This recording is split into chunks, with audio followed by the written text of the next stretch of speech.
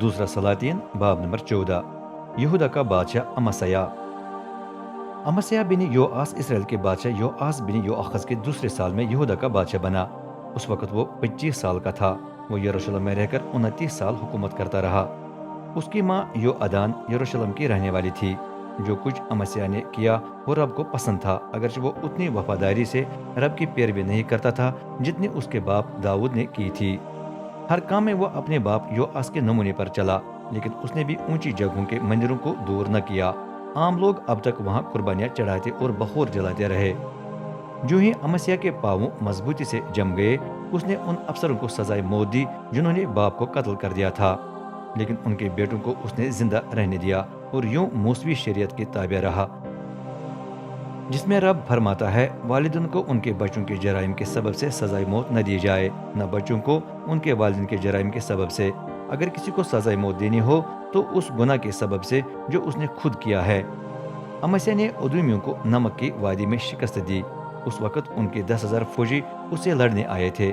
جنگ کے دوران اس نے سلح شہر پر قبضہ کر لیا اور اس کا نام یکتائیل رکھا۔ یہ نام آج تک رائج ہے۔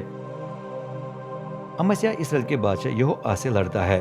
اس فتح کے بعد امسیا نے اسرائیل کے بادشاہ یوآس بن یوآخز کو پیغام بھیجا، آئیے ہم ایک دوسرے کا مقابلہ کریں۔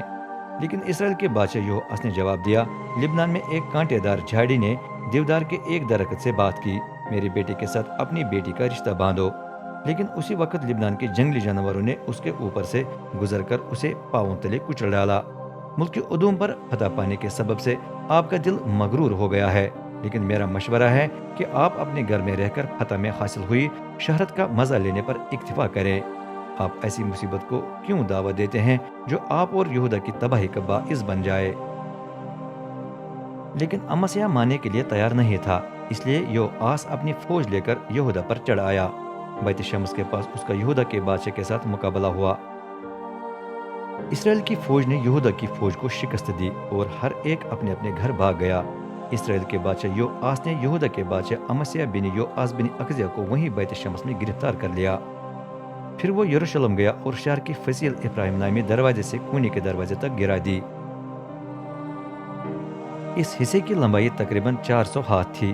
جتنا بھی سونا، چاندی اور قیمتی سامان رب کے گھر اور شاہی محل کے خزانوں میں تھا، اسے اس نے پورے کا پورا چھین لیا۔ لوٹا ہوا مال اور بعض یرغمالوں کو لے کر وہ سامریا واپس چلا گیا۔ اسرائیل کے بادشاہ یوآس کا موت۔ باقی جو کچھ یوآس کی حکومت کے دوران ہوا، جو کچھ اس نے کیا اور جو کامیابیاں اسے حاصل ہوئیں، وہ شاہان اسرائیل کی تاریخ کی کتاب میں درج ہے۔ اس میں اس کی یہودا کے بادشاہ امسیا کے ساتھ جنگ کا ذکر بھی ہے۔ جب یوآس مر کر اپنے باپ دادا سے جا ملا تو اسے سامریا میں اسرائیل کے بادشاہوں کی قبر میں دفنایا گیا۔ پھر اس کا بیٹا یربعام دوم تخت نشین ہوا۔ یہودا کے بادشاہ امسیا کی موت۔ اسرائیل کے بادشاہ یوآس بن یوآخز کی موت کے بعد یہودا کا بادشاہ امسیا بن یوآس مزید 15 سال جیتا رہا۔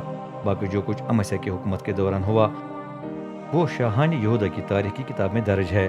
ایک دن لوگ یروشلم میں اس کے خلاف سازش کرنے لگے۔ آخر کار اس نے فرار ہو کر لکیس میں پناہ لی، لیکن سازش کرنے والوں نے اپنے لوگوں کو اس کے پیچھے بھیجا اور وہ وہاں اسے قتل کرنے میں کامیاب ہو گئے۔ اس کی لاش گھوڑے پر اٹھا کر یروشلم لائی گئی، جہاں اسے شہر کے اس حصے میں جو داؤد کا شہر کہلاتا ہے خاندانی قبر میں دفنایا گیا۔ یہودا کے تمام لوگوں نے امسیا کے بیٹے عزیہ کو باپ کے تخت پر بٹھا دیا۔ اس کی عمر 16 سال تھی جب اس کا باپ مر کر اپنے باپ دادا سے جا ملا۔ بادشاہ بننے کے بعد عزیہ نے ایلات شہر پر قبضہ کر کے اسے دوبارہ یہودا کا حصہ بنا لیا۔ اس نے شہر میں بہت تعمیری کام کروایا۔ اسرائیل کا بادشاہ یربعام دوم۔ یہودا کے بادشاہ امسیا بن یوآس کے 15ویں سال میں یربعام بن یہوآس اسرائیل کا بادشاہ بنا۔ اس کی حکومت کا دورانیہ 41 سال تھا اور اس کا دارالحکومت سامریا رہا۔ اس کا چال چلن رب کو پسند نہیں تھا۔ وہ ان گناہوں سے باز نہ آیا جو کرنے پر نبات کے بیٹے یربعام اول نے اسرائیل کو اکسایا تھا۔ یربعام دوم لب حمات سے لے کر بحر مردار تک ان تمام علاقوں پر دوبارہ قبضہ کر سکا جو پہلے اسرائیل کے تھے۔ یوں وہ وعدہ پورا ہوا جو رب اسرائیل کے خدا نے اپنے خادم جات ہپر کے رہنے والے نبی یونس بن امتی کی معرفت کیا تھا، کیونکہ رب نے اسرائیل کی نہایت بری حالت پر دھیان دیا تھا۔ اسے معلوم تھا کہ چھوٹے بڑے سب ہلاک ہونے والے ہیں اور کہ انہیں چھڑانے والا کوئی نہیں ہے۔ رب نے کبھی نہیں کہا تھا کہ میں اسرائیل قوم کا نام و نشان مٹا دوں گا، اس لیے اس نے انہیں یربعام بن یہوآس کے وسیلے سے نجات دلائی۔ باقی جو کچھ یربعام دوم کی حکومت کے دوران ہوا، جو کچھ اس نے کیا اور جو جنگی کامیابیاں اسے حاصل ہوئیں، ان کا ذکر شاہان اسرائیل کی تاریخ کی کتاب میں درج ہوا۔ اس میں یہ بھی بیان کیا گیا ہے کہ اس نے کس طرح دمشق اور حمات پر دوبارہ قبضہ کر لیا۔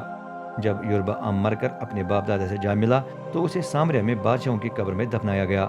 پھر اس کا بیٹا زکریا تخت نشین ہوا۔